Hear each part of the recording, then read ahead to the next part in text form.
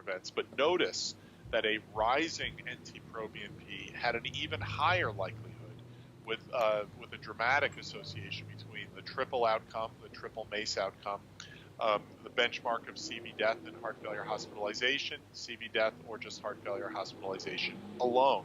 Really identifying an opportunity to potentially identify individuals who may be either at high risk at baseline or showing a change in their risk strata in order to best try to intervene. And that gets to where the American College of Cardiology, American Heart Association, Heart Failure Society of America guidelines now give a Class 2A indication for natriuretic peptides to identify risk and potentially intervene to reduce heart failure or onset. This is on the basis of, the clear evidence that we can identify risk, but now rising recognition of the fact that you can potentially intervene in these patients and reduce their risk.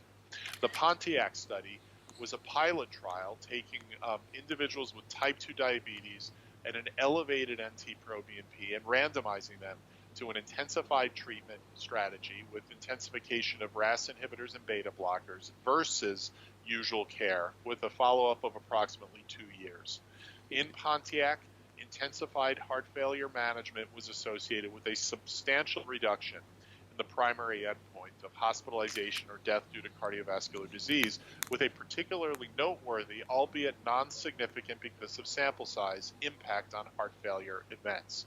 This has led us to perform the Pontiac 2 trial, which is now approximately 2/3 completed, a much larger patient population in a multinational, multi-center approach, randomizing patients with type 2 diabetes and an elevated NT-proBNP to intensified treatment, with the study objective to assess the superiority of a more aggressive treatment strategy for those individuals with an abnormal NT-proBNP.